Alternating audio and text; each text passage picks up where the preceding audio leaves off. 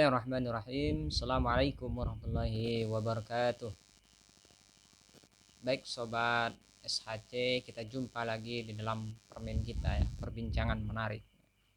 Dalam permen ini saya isi dengan mental ya, mengulas berita aktual. Dimana hari ini ada berita menarik ya. Sebelumnya saya sapa dulu pemirsa dimanapun Anda berada. Semoga tetap dalam lindungan Allah dan sehat walafiat. Amin. Baik sobat, ini berita yang dilansir oleh CNN Indonesia. Jubir kader Nasdem Zulfan Lindan rusak hubungan Prabowo dan Surya Paloh. Jakarta, CNN Indonesia. Juru bicara Ketua Umum Gerindra Prabowo Subianto Dhanil Anzar Simanjuntak menepis ucapan politikus dari Partai Nasdem Zulfan Lindan yang mengatakan bahwa Ketua Umum Nasdem Surya Paloh meminta Prabowo agar beri kesempatan tokoh-tokoh muda di pemilihan presiden atau Pilpres 2024 mendatang.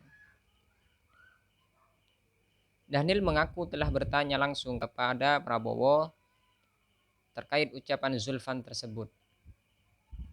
Prabowo mengatakan bahwa Bapak Surya Paloh tidak pernah memberi pernyataan seperti yang diucapkan Zulfan saat bertemu dengan dirinya. Saya cek ke Pak Prabowo, apakah benar Pak Surya ngomong seperti yang disampaikan Pak Zulfan ini? Pak Prabowo sampaikan tidak ada omongan seperti itu sampaikan Surya Paloh. Terus yang disampaikan Pak Zulfan itu omongan siapa? Tanda tanya ya, kata Dhanil dalam akun Twitter pribadinya @Dhanil Anzar. Menurut Dhanil, Zulfan telah merusak silaturahmi yang sudah terjalin baik antara Prabowo dan Surya Paloh. Atas pernyataannya tersebut, pasalnya Prabowo bersaksi bahwa tak pernah berkata demikian saat bertemu. Jadi menurut saya Pak Zulfan Lindan tak elok merusak silaturahmi dan undangan Pak Surya Paloh ke Pak Prabowo dengan omongan yang tidak pernah diucapkan oleh Pak Surya Paloh ke Pak Prabowo. Omongan Pak Zulfan tersebut terang upaya merusak silaturahmi dan saya yakin Pak Surya Paloh tak mau begitu, kata Dhanil. Lebih lanjut, Dhanil menilai Zulfan telah mengarang cerita karena ucapannya tak sesuai dengan realitas yang sebenarnya terjadi. Karenanya ia berharap Bapak Surya Paloh bisa memperhatikan dengan seksama para kader-kadernya. Omongan kosong, mengarang cerita yang kemudian dimuat oleh banyak media, seperti yang dilakukan oleh Pak Zulfan Lindan, agaknya merusak silaturahmi yang sudah ada. Dengan rendah hati, saya berharap Bapak Surya Paloh perlu memperhatikan laku kader Nasdem tersebut, ucap Dhanil. Surya Paloh diketahui sempat bertemu dengan Prabowo di Nasdem Tower, Jakarta Pusat pada Rabu tanggal 1 bulan 6 lalu. Zulfan Lindan mengatakan bahwa Bapak Surya Paloh meminta Prabowo untuk memberikan kesempatan kepada tokoh-tokoh berusia muda di Pilpres 2024. Dia berkata, Bapak Paloh mengingatkan Prabowo bahwa usia mereka sudah tidak muda lagi untuk berkontestasi di Pilpres 2024.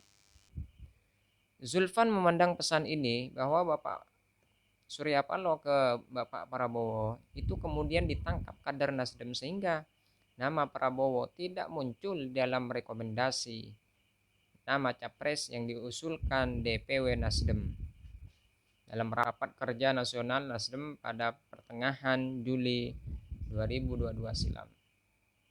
Kan sebenarnya kader-kader Nasdem itu menangkap Pak Surya bilang, sudahlah Pak Prabowo ini sudah tua-tua, kasih yang muda-muda lah, kan gitu. Itu sudah ditangkap, kata Zulfan saat menjadi pembicara dalam diskusi yang digelar Total Politik di Jakarta Minggu tanggal 17 bulan 7.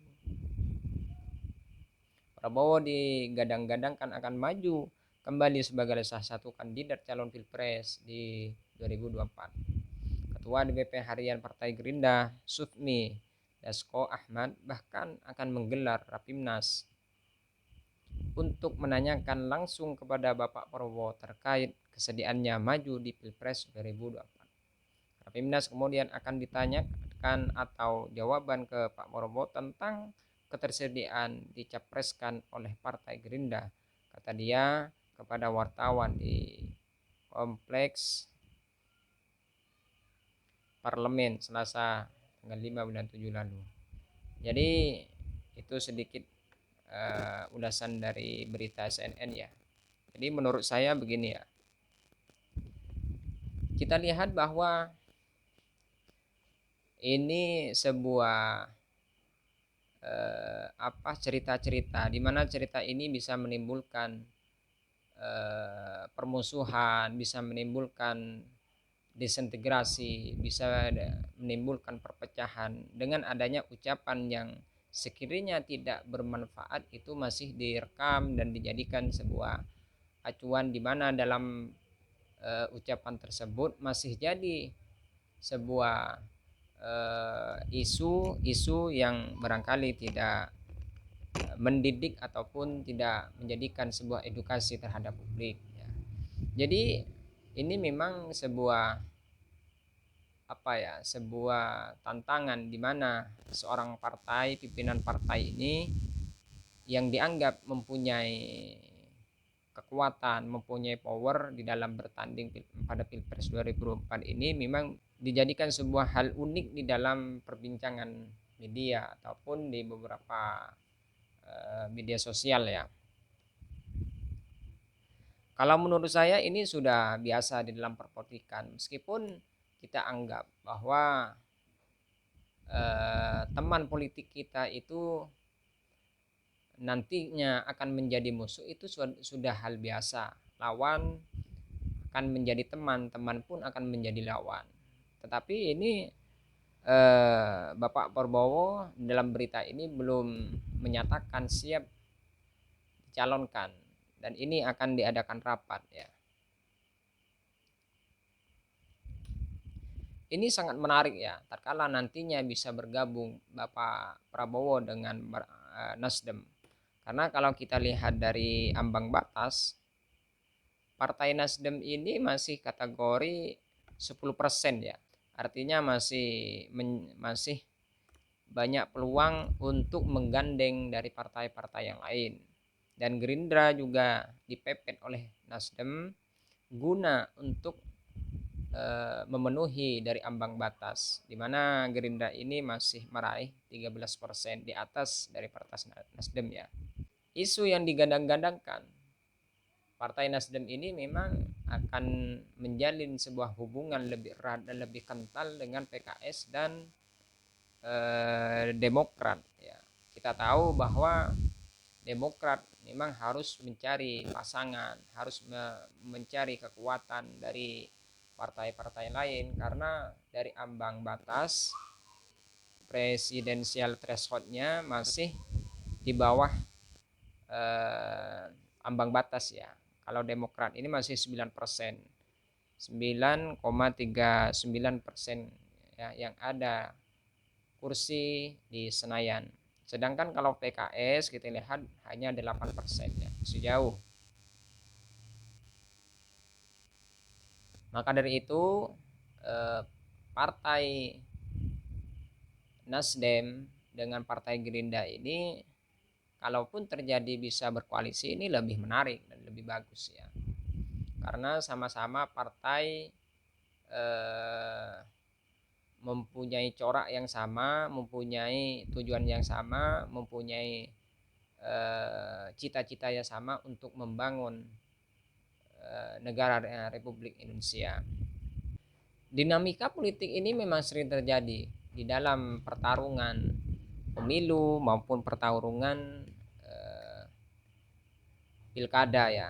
Tatkala nantinya yang digadang-gadangkan sekarang ini akan mencalonkan menjadi calon presiden ataupun menjadi calon wakil presiden, tentu nanti tatkala sudah mencapai dalam berkompetisi tentu itu bisa berbeda ya, karena sekarang ini banyak isu-isu yang diangkat oleh media, banyak isu-isu yang memberikan citra terhadap masyarakat itu terkait dengan pilpres, di mana pilpres ini menjadikan ladang, menjadikan tempat untuk pejabat, untuk partai politik yang bisa berkompetisi nantinya ya. Ya baik sobat Sace, mungkin sampai di sini ya pemaparan dari saya. Kurang apabila ada kata ucapan atau ulasan yang kurang jelas atau tidak paham dari saya pribadi, mohon maaf yang sebesar-besarnya. Allahul muwaffiq ila aqwamit thoriq. Assalamualaikum warahmatullahi wabarakatuh. Jangan lupa subscribe, like, comment, and share.